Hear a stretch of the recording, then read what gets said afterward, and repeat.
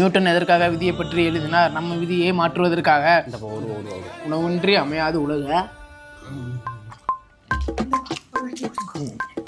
நீரின்றி அமையாது தீ. புள்ள படிக்கிறேன். மேம்படுத்தப்பட்ட பாதுகாப்பு.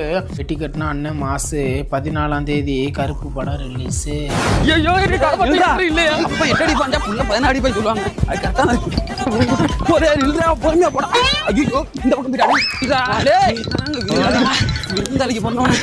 பெத்தது நானா நீயா?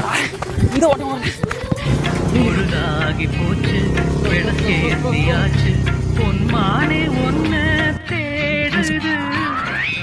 அப்பா மாட்டிருந்தா கொண்டிருப்பான். நீ 2 வாரத்துக்கு வீட்டு பக்கத்தே போக கூடாதுப்பா.